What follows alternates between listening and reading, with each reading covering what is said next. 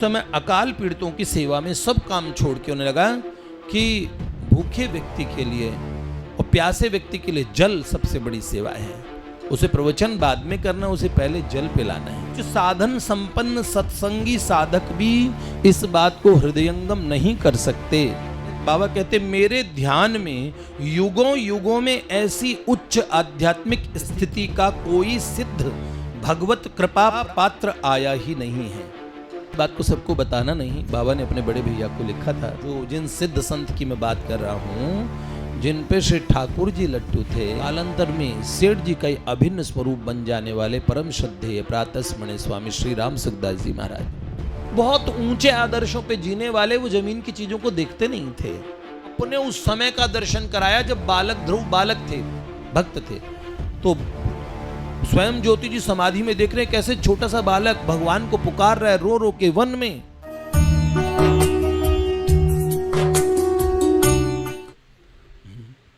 जागो रे जागो, नींद से जागो,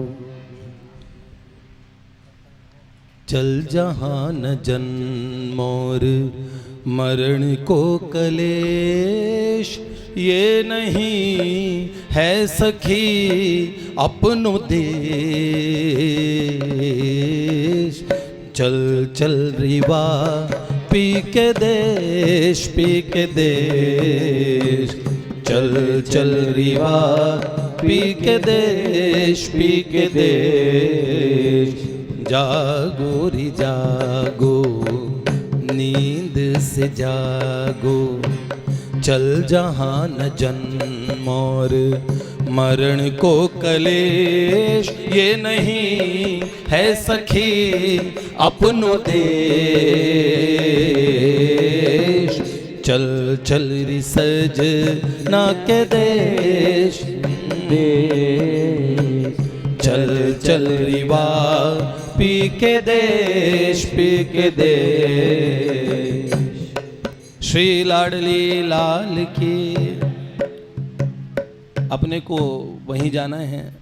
बाबूजी का एक पद है, क्या? सजनी चल वापी के देश। हमने कल सुना परम पूज्य बाबूजी के चरित्र में, कल पूज्यपाद बाबा का पदार्पण हुआ। अद्भुत गाथा थी बाबा के। हमने जीवन वृत्त को बहुत थोड़े से में, आधे घंटे में परम पूज्य बाबा का वो चरित्र कह दिया, जिसके लिए बाबा तुलसी जैसे महादेव के चरित्र के लिए कहते हैं, चरित सिंधु गिरजारमण निगमन पावई पार, बरनई तुलसीदास किमी अति मति मंद गंवार। महादेव का चरित्र समुद्र के समान है। तुलसी बाबा कहते कि उसको मैं कैसे कह पाऊंगा, तो बाबा का चरित्र कोई कैसे ही कहे। इतना भव्य, इतना सुंदर, इतनी सुंदर गाथा है, पृथक से सुनने योग्य है। बाबा कठोर सन्यास और ऐसा कठोर जीवनचर्या, हृदय में परम रस और मुख पे हमारो धन राधा राधा राधा, श्री राधा परम धन राधा, श्री राधा, श्री राधा जीवन धन राधा, श्री राधा, श्री राधा। भजो रे भैया राधा राधा राधा, श्री राधा, भजो रे भैया राधा राधा राधा राधा, परम धन राधा, श्री राधा, श्री राधा, परम धन राधा, श्री राधा, श्री राधा। बाबा ने वाटिका में आने के बाद अपने भैया देवदत्त भैया, अपने बड़े भैया को एक पत्र लिखा था। उस पत्र में बाबा ने एक बात कही थी, पूज्य देवदत्त भैया सादर सप्रेम प्रणाम। एक बड़े रहस्य की बात लिख रहा हूँ, यथासंभव इसका प्रकाश बहुत कम लोगों के सामने हो। आप इस बात को सबको बताना नहीं, बाबा ने अपने बड़े भैया को लिखा था। देखें, आपने जयदयाल जी एवं हनुमान प्रसाद जी का दर्शन किया है। अपने भाई को लिखा, बड़े भैया को, चाहे आपकी श्रद्धा कम भी हो पर इसका अंतिम फल भगवत प्राप्ति ही है। श्री जयदयाल जी एवं हनुमान प्रसाद जी केवल दिखने में बनिया हैं। यह बात मैं केवल अनर्गल कह रहा हूँ सो नहीं है, जैसा कह रहा हूँ वैसा ही ठीक घटेगा। समय ही मेरे इस कथन की सत्यता को प्रमाणित कर सकता है। और बाबा ने श्रीमद् भागवत के यमलार्जुन उद्धार का प्रसंग का एक श्लोक भी सुनाया। अपने भैया को लिखा, साधुनाम समचित्तानाम सुतराम मत्कृतात्मनाम दर्शनान्नो भवेद बंध पुंसोक्षण सवितुर यथा। देवर्षि नारद जी के दर्शन से यमलार्जुन के जीवन में यह बात सिद्ध हुई थी, यमलार्जुन प्रकरण में, कि दर्शन करने वाले की श्रद्धा चाहे कम हो और आपकी श्रद्धा की कमी के कारण, प्रतिबंध के कारण, कुसंग में पड़ के साधन छोड़ देने के कारण एक जन्म बेशक धारण करना पड़ जाए, लेकिन जिस तरह यमलार्जुन को एक बार जड़त्व की प्राप्ति हुई, पेड़ बने पर ठाकुर जी के घर के पेड़ बने और फिर वो मुक्त हुए। हाँ, किंतु जो इस बार का जन्म होगा उसका प्रारब्ध ऐसा बनेगा जो भगवान को मिला के छोड़ेगा। तो भाई जी और सेठ जी के दर्शन का ये परिणाम है। बाबा ने एक बार शिव कुमार जी केडिया को भी लिख के दिया था, 20 फरवरी 1941 में लिखा था कि श्री भाई जी की स्थिति को सर्वसाधारण नहीं समझा जा सकता। उच्च साधन संपन्न सत्संगी साधक भी इस बात को हृदयंगम नहीं कर सकते। भाई जी बाबा कहते, मेरे ध्यान में युगों युगों में ऐसी उच्च आध्यात्मिक स्थिति का कोई सिद्ध भगवत कृपा पात्र आया ही नहीं है, परंतु हुआ होगा तो मेरी जानकारी नहीं है। कितनी बड़ी बात बाबा बोल गए कि ऐसा कोई हुआ भी होगा, मेरी जानकारी में ऐसा कोई नहीं है। भाई जी जिस स्थिति में पहुंच गए हैं, मैंने कहीं उल्लेख भी नहीं पाया है।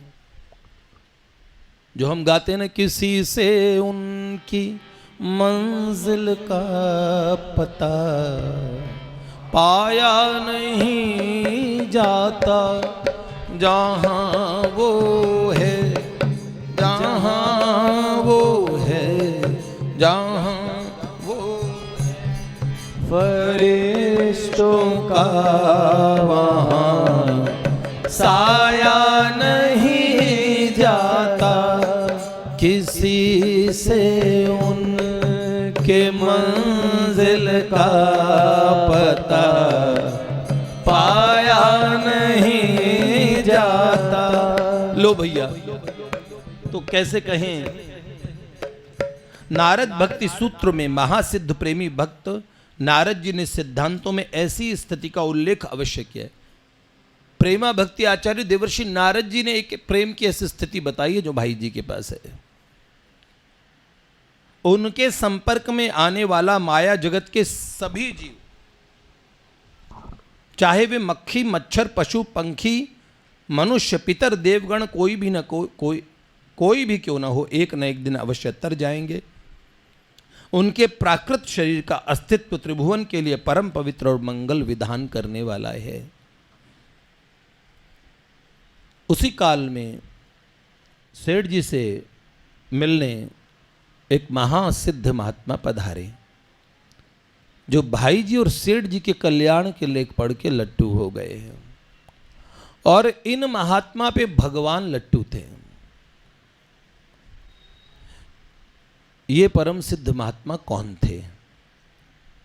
बीकानेर में गंभीर चंद दुजारी जी को इन संत से बड़ी मित्रता थी। गंभीर चंद जी जिन्होंने बाबा का, भाई जी के चरित्र का संकलन किया है, श्री दुजारी जी के पिताजी, अपने जो वाटिका में दुजारी जी बाबू जी हैं, उनके पूज्य पिताजी। तो गंभीर चंद दुजारी जी, जो जिन सिद्ध संत की मैं बात कर रहा हूँ, जिन पे श्री ठाकुर जी लट्टू थे, उन संत के गंभीर चंद दुजारी जी परम मित्र थे और दोनों मिलकर भगवत चर्चा करते थे। और उसी समय गंभीर चंद दुजारी जी ने कहा कि भरी सभा में भाई जी को भगवान के दर्शन हुए, उस सभा में मैं भी था और कैसी दिव्य घटना घटी।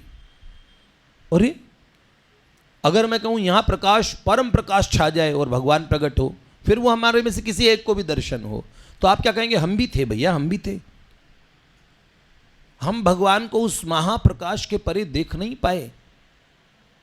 हमारी आंखें जैसे एक सूर्य को भी पूरा नहीं देख पाती, तो भगवान तो करोड़ों सूर्यों के बराबर प्रकाश है, करोड़ों चंद्रमाओं से बढ़ के शीतलता है, सूर्य कोटि समप्रभा, ऐसी प्रभा, ऐसी आभा।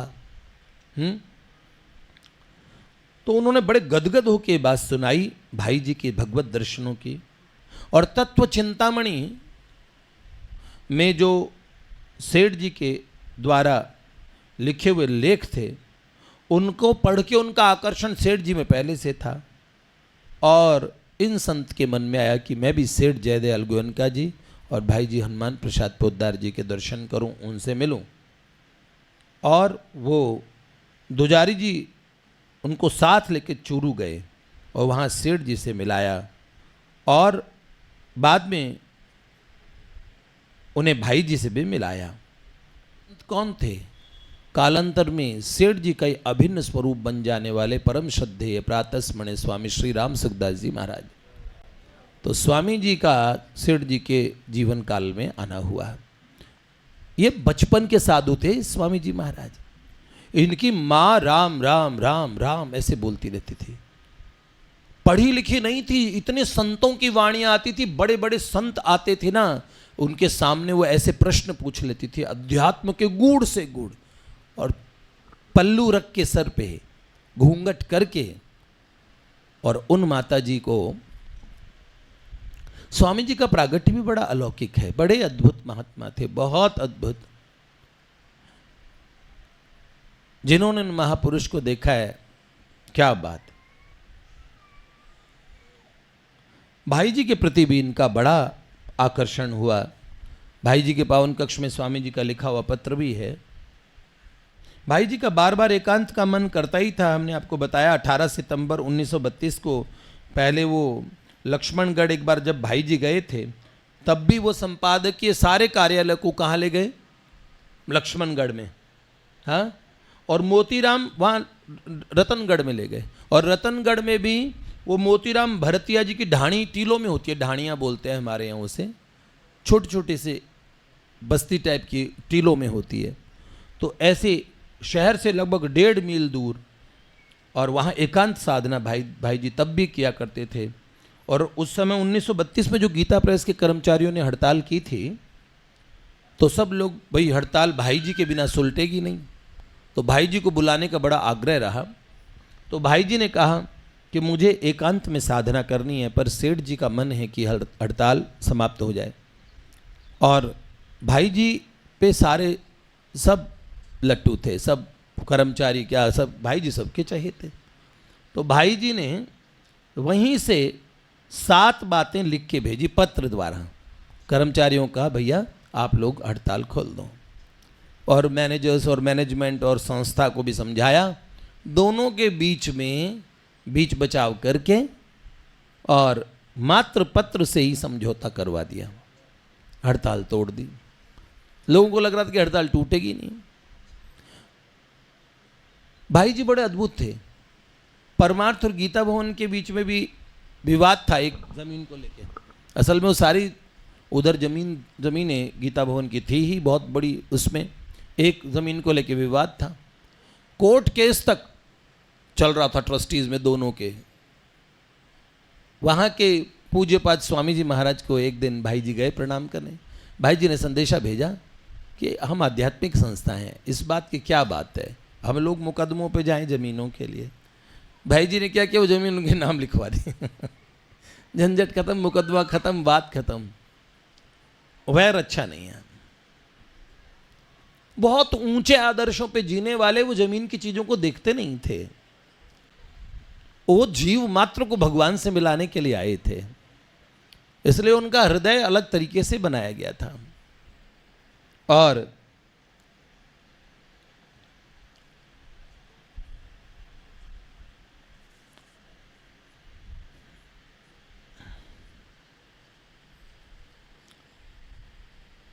भाई जी के उस समय के सहयोग में नंद दुलारे वाजपेयी 1932 में, तब तो वो नहीं आए थे ना, क्या नाम है, बाबा तो 1936 में आए हैं। शांतनु बिहारी द्विवेदी जी, अखंडानंद सरस्वती जी, चिमनलाल गोस्वामी जी, भुवनेश्वर मिश्र जिन्हें माधव जी कहते हैं, और कृष्णदास बंगाली जी, पंडित देवधर शर्मा जी, दौलतराम तांबी जी, गोवर्धन शर्मा जी, ये सब रतनगढ़ में थे भाई जी के पास में। और उसी समय फिर दोबारा तब गए, तभी भी ये लोग सज्जन साथ में थे। और उस साल भाई जी मिले लाली माई नाम की प्रसिद्ध सिद्धा, मारवाड़ की एक प्रसिद्ध संत, जिन्हें सेठ जी भी बड़ा आदर करते थे। परम सिद्ध अवस्था की एक भगवत प्राप्त महात्मा थी ये माता जी। और स्वयं ज्योति जी महाराज, स्वयं ज्योति जी महाराज इतने प्रसिद्ध थे ऋषिकेश में भी, हर जगह। ये राजस्थान में भाई जी से मिले। स्वयं ज्योति जी महाराज की एक बात बताएं, इन्हें बालक ध्रुव ने दर्शन दिए। गंगा जी के तट पे ध्रुव जी महाराज प्रकट हुए। उन्होंने कहा 3 दिन तक ये बिना कुछ खाए पिए पड़े रहे गंगा जी के तट पे। उन्होंने बोला कोई भगवान, कोई ईश्वर है तो मुझे अपना साक्षात्कार कराए, नहीं तो मैं अब आत्महत्या तो मैं करूंगा नहीं। लेकिन अन्न जल उन्होंने छोड़ दिया। अब ऐसी हट थी। एक दिन मध्य रात्रि में गंगा जी शांत होकर बह रही थी। ध्रुवाश्रम बोलते, जिधर राम नाम स्तंभ और ये सारा क्षेत्र है, वहां गंगा जी बड़ी शांत होकर बहती है। असल में क्या था कि जब ध्रुव जी महाराज भगवत धाम जाने के लिए, पहले भगवान ध्रुव जी महाराज ने राज किया, कितने 36,000 वर्ष तक राज किया। और फिर ध्रुव जी का के छोटे भाई को यक्षों ने, किसी यक्ष ने मार दिया। तो ध्रुव जी यक्षों को दंड देने के लिए भिड़ गए यक्षों से, मेरे भाई को मारा तुमने। अब ध्रुव जी यक्षों का संहार करने लगे, तब भगवान शिव के परम मित्र कुबेर जी खुद समर में कूद पड़े। अब एक तरफ कुबेर जी के साथ महादेव जी की सेना लग गई। भाई कुबेर जी जाएंगे, महादेव जी भगवान शंकर और उनका समझौता है, तो मेरे मित्रों, शंकर जी ने मित्र कहा है, तो त्रिलोकी में, लोकपालों में, दिक्पालों में, जैसी लोकपालों में चलती है कुबेर जी की, सब जानते हैं भोले बाबा साथ निभाने में बड़े पक्के हैं। एक बार पता नहीं कौन सा दैत्य था, उसका नाम मैं भूल रहा हूँ, शायद शकुनी नाम था, क्या उस दैत्य का नाम था। उसे एक यान दे दिया शंकर भगवान ने। वो सूर्य भगवान जितना तेज का यान था। अब वो क्या करता, जिधर सूर्य भगवान जिधर होते हैं, जिस तरफ धरती का सूर्य सन्मुख होती है, उस तरफ तो दिन होता है, पर दूसरी तरफ अंधेरा होता है तो रात हो जाती है ना। तो वो वहीं पे ना अपना सूर्य के समान प्रकाशित यान लेता। अब दिन ही रहे हर जगह।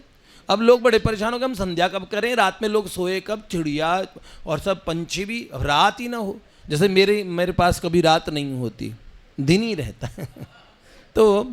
तो उन्होंने कहा अब ये तो बड़ा सृष्टि का नियम बदल जाएगा, ये तो बड़ी गड़बड़ बात हो जाएगी। तो सूर्य भगवान ने क्या किया, अपनी शक्ति मार के उसका यान गिरा दिया। तो भोले बाबा के पास दौड़ा, हे भोलेनाथ त्राहि माम शरणागतम पाहि माम शरणागतम। आपका जो दिया यान था ना, वो उसे तोड़ दिया। बोले किसने? बोले सूर्य। तो भोले बाबा त्रिशूल लेके सूर्य भगवान के पीछे भागे। भोले बाबा ऐसे। तो अब कुबेर जी रणांगन में आ गए। अब कुबेर जी और उनके बीच में यक्षों का, अब ध्रुव जी भगवान मिले, ध्रुव जी के साथ में भी भाई, वो भी भाई मेरे साथ तो ठाकुर जी हैं। तो ध्रुव जी ने भीषण संहार शुरू किया। जब प्रारंभ किया यक्षों का, तो यक्ष भी उपदेवताएं हैं, राक्षस भी उपदेवता ही होते हैं। तब पुलस्थ जी जो इन सब के दादा हैं, कुबेर जी के दादा हैं, रावण के दादा हैं, विश्रवा जी पिताजी हैं, तो पुलस्थ ऋषि आके प्रकट हो गए। उन्होंने ध्रुव जी से कहा, ध्रुव तुम भगवान के भक्त हो, ऐसी बात पे युद्ध शोभा नहीं देता, लड़ाई मत करो। कुबेर जी को भी मना किया, नहीं, जो हुआ सो हुआ। अब आपस में दोनों की संधि कराई, मित्रता करा दी। तो कुबेर जी ने प्रसन्न होकर कहा कि ध्रुव कुछ भी मुझसे मांग लो। देवताओं में क्या होता है, वरदान देने की शक्ति भगवान ने उन्हें दी है, मुझसे कुछ भी मांग लो। तो ध्रुव जी ने बोला भगवान की अखंड स्मृति, भगवान के चरणों में अखंड अनंत प्रीति। कुबेर जी ने कहा तथास्तु। तो देवताओं से भी हम भगवान की भक्ति मांग सकते हैं, ऐसा नहीं है कि देवताओं का निषेध है। अगर देवताओं में किसी में सामर्थ्य भी नहीं है, आशीर्वाद देने का सामर्थ्य तो सबको होता है ना, आपकी माँ भी दे सकते हैं, आपके पिता भी दे सकते हैं, तो भगवान का बहुत अच्छा भक्त बने। एक गरीब आदमी, एक निर्धन व्यक्ति आपको आशीर्वाद दे सकता है ना प्यार में भर के। तो देवताओं को तो भगवान ने वर प्रदायक शक्ति दी है, वर प्रदान करने की शक्ति दी है। तो ध्रुव जी महाराज वहाँ तपस्या करते थे अंत समय में, और भगवान के धाम जाने को सशरीर ध्रुव जी भगवान के धाम गए हैं। तो गंगा मैया एक दिन ऐसे ही ध्रुव जी के पास आ गई, बोला ध्रुव तुम्हें किसी चीज़ की आवश्यकता तो नहीं। तो गंगा मैया से ध्रुव जी ने कहा माँ आपकी जो धाराएं यहाँ बहती है उनमें बड़ी तेज तेज बड़ी गड़गड़ाहट की आवाज़ होती है, तो मेरा ध्यान भंग हो जाता है। तो गंगा माँ ने कहा यहाँ से मैं शांत होकर बहूँगी। उसी क्षेत्र में देखो गीता भवन, उधर उसे ध्रुवाश्रम कहते हैं, वहाँ गंगा जी कितनी शांत है। और गीता भवन नंबर 3 की तरफ देखो कितनी तेज आवाज़ आती गंगा जी की, गर्जना करती हैं उधर, बड़े शांत होके गंगा जी। तो स्वयं ज्योति जी महाराज 3 रातों 3 दिन तक वहाँ पड़े रहे। फिर अंत में ध्रुव जी महान प्रकाश के और मध्य में से ध्रुव जी प्रकट हुए, और ध्रुव जी ने उनके मस्तक पे हाथ रखा, आप सत्य को जानना चाहते हो। तो उन्होंने अपने उस समय का दर्शन कराया जब ध्रुव बालक थे, भक्त थे। तो स्वयं ज्योति जी समाधि में देख रहे हैं कैसे छोटा सा बालक भगवान को पुकार रहा है रो रो के वन में, और अंत में भगवान 6 महीने बाद कैसे साधना की तो भगवान प्रकट होते हैं। तो ध्रुव जी ने जैसे भगवान के दर्शन किए वो सारे की सारी लीला अपने जीवन की स्वयं ज्योति जी को दिखाई, और स्वयं ज्योति जी तो परम सिद्ध महात्मा हो गए। ऋषिकेश व उस क्षेत्र में क्या भारत भर में उन्हें बड़ा मानते थे। वो भी भाई जी से अतिशय स्नेह, भाई जी ने उनसे भी लेख लिखवा लिए। जो महात्मा कभी किसी के लिए लिख के नहीं देते थे वो कल्याण के लिए लिख देते थे, कल्याण पत्रिका के लिए। तो उसी समय की चंपालाल जी कोठारी जी के दामाद का असामयिक देहांत हुआ था। भाई जी ने उस दुखी परिवार के में जाके कैसे विलक्षण सांत्वना दी कि पूरा परिवार ही भगवान में लग गया। ऐसे दुख की स्थिति में सबको भगवान से जोड़ दिया। और इन्हीं चंपालाल जी का दामाद ऐसे गया। चंपालाल जी खुद जब जाने लगे ना 1954 में भाई जी ने उनको अंत में भगवान का आह्वान करके भगवान के दर्शन कराए। तो भगवान का दर्शन करते हुए वो परम धाम गए। तो भाई जी के परिकर थे। इस तरह सुबह 5 बजे की प्रार्थना कीर्तन करना भाई जी के यहाँ पे 1938 में भाई जी ने रतनगढ़ में नगर संकीर्तन का आयोजन करवाया। तो प्रभुदत्त ब्रह्मचारी जी भी पधारे। देश का हाल उस समय बड़ा खराब था। 2 धाराएं चल पड़ी थी, हमें पाकिस्तान चाहिए, पाकिस्तान चाहिए। मुसलमान पूरे उसमें अपना एक अलग मुल्क मांग रहे थे। तो जितने हिंदू समाज था वो गांधी बापू को अपना और समझते थे कि वो उनके नेता है, और जो मुसलमान थे वो जिन्ना के को अपना और जो मानते थे अपना आका कुछ भी। हाँ क्या बोलते थे? नहीं, वजीर आजम तो बाद में बने ना, वो तो कायदे आजम बने थे। वो कायदा नहीं था उनके पास कुछ भी। क्या था? सरगना। तो अपने जो अग्रगण्य मानते थे वो जिन्ना को। तो उसी समय रतनगढ़ में भी दंगे हो गए, और दंगे हुए भाई जी वहाँ थे। अब भाई जी का हृदय तो बड़ा सुकोमल था, वो तो समस्त विश्व का मंगल चाहते थे। तो तभी सेठ जयदयाल गोयनका जी ने कहा हनुमान मैं रतनगढ़ आ रहा हूँ। तो चूरू से सेठ जी भी आ गए और भाई जी और सेठ जी दोनों ने एक रात में ही दंगे समापन करा दिए। दोनों तरफ से दोनों समाज उनकी बात मान के और दंगा शांत हो गया। 1938 में गीता प्रेस के कर्मचारियों में फिर कुछ उपद्रव हुआ तो भाई जी को फिर गोरखपुर आना पड़ा और वहाँ पुनः भाई जी के जाते ही सब कर्मचारियों के नेता शांत हो गए और उन्होंने फिर सेठ जी ने कहा हनुमान तुम एक बार गोरखपुर में रुको तब ठीक रहेगा यहाँ सब कुछ। और फिर भाई जी जो एकांत उपासना का उनका मन था, उसी बीच में एक बड़ी प्यारी घटना है।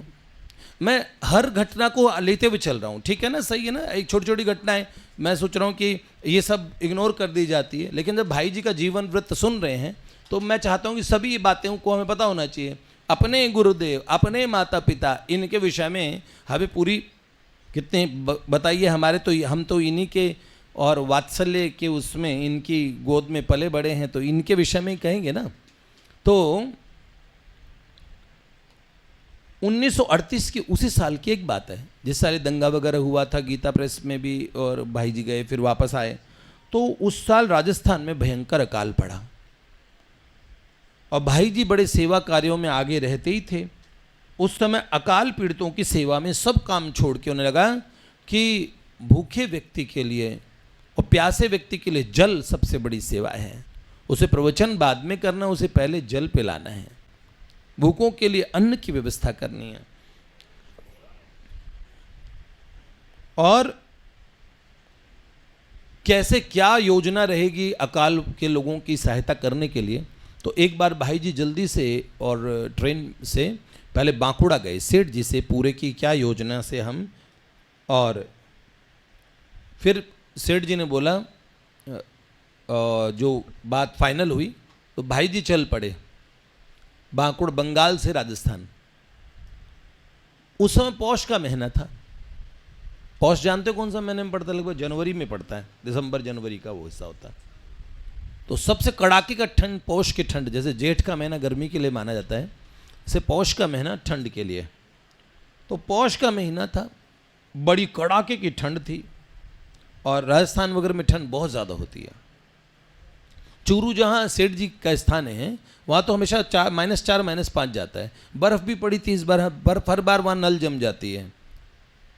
हम लोग बचपन में भी जो चिड़िया वगैरह के लिए जो जल भरा आता था ना वहाँ पे, तो वो ऊपर उस पर बर्फ़ की लेयर जम जाती थी ऊपर ऐसे ठक ठक करके, और जो सप्लाई का पानी आता था नलें, वो पाइप में नल वो जम जाती थी। फिर धूप आने में फिर वो पानी आ पाता था। तो सर्दी वहाँ रात के, क्योंकि टीले थे तो रात में भी हम जैसे और सोया करते थे, तो हमेशा देखा हमने कि एक मोटी चद्दर भी मोटी और रात में ओढ़ के सोनी पड़ती थी। पंखे का तो सवाल ही पैदा नहीं होता कि रात में पंखे की ज़रूरत पड़े, मतलब इतना अच्छा मौसम होता था। और मोर से सुबह मोरों की आवाज़ से, क्योंकि मोर वहाँ अभी भी बहुत होते हैं, बहुत ज़्यादा मोर होते थे। तो उस समय राजस्थान जैसे ट्रेन पहुँचने लगी और रात में बड़ी ठंड थी, बहुत सर्दियों, पौष का महीना, कड़ाके की ठंड। बाबा थे भाई जी के साथ इस बार। अब बाबा भाई जी के साथ बैठे थे। बाबा शरीर से बहुत एकदम, उनका मैंने बताया ना, उन्होंने शरीर को बड़ा कृशकाय कर लिया था, बिल्कुल साधना कर कर के। तो बाबा हमेशा, अधिकतर तो उनका व्रत में ही समय निकलता था। कोई किसी ने पैसा छू गया तो व्रत, किसी ने गलती से, हाँ, कोई मातृशक्ति ने ऐसे चरण स्पर्श कर दिया, प्रणाम कर दिया, ना ना, बाबा प्रणाम करते थे, बदले में फिर 24 घंटे का निराहार, कुछ जल भी नहीं, निर्जल व्रत करते थे। तो बाबा के व्रत हमेशा उधारी चढ़े रहते थे, कोई ना कोई गलती से छू लेता था बाबा का निर्जला व्रत। तो बाबा को और बड़ी सर्दी लग रही थी। भाई जी ने देखा बाबा सोए, उन्होंने बहुत कांप रहे हैं, तो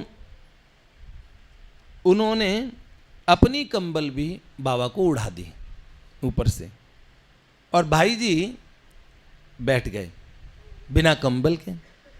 तो बाबा ने देखा कंबल के, सुनो, आँख खोल के देखा भाई जी बिन कंबल को, सर्दी इतनी है। तो बोला क्यों, आपको ठंड नहीं लगेगी? जैसे भाई जी से पूछा, तो भाई जी ने बोला, आप मुझे क्या समझते हैं? जैसे दो बालक बात करते हैं ना, आप मुझे क्या समझते हैं? मैंने इसका साधन किया हुआ भाई, इसी क्षण मैं जाड़े का दृष्टा बन जाऊंगा कि भाई शरीर, मैं तो शरीर नहीं हूँ, मैं तो आत्मा हूँ, तो मैं जाड़े का दृष्टा बन जाऊंगा, तो मुझे जाड़े का बिल्कुल भान नहीं हो सकता। इस प्रकार गोरखपुर में गर्मी को दिनों में काम करते हुए मेरे शरीर से तर तर पसीना आता रहता था, लेकिन इससे मेरे काम में कभी कोई बाधा नहीं पड़ती थी, ना कभी पंखे की जरूरत पड़ी, ना ठंडी हवा की। यह सुन के बाबा ने कहा, चाहे जाड़े का भान न हो, लेकिन तज्जनित सर्दी के कारण शरीर का अस्वस्थ होने का भय तो रहता है। तो भाई जी ने उत्तर दिया, अरे वह भी नहीं हो सकता। इसके बाद बाबा मुस्कुराए, बाबा ने भी अपनी दोनों कंबल हटा दी। उन्होंने कहा है, दृष्टा तो मैं भी बन सकता हूं। तो दोनों ही महात्मा बड़े अद्भुत थे। और तब हमारे श्री राघव जी के गांव चरखी दादरी में भाई जी पहुँचे। वहाँ भाई जी ने एकांतवास किया। तो उसके विषय में हम कल सुनेंगे। श्री लाडली लाल की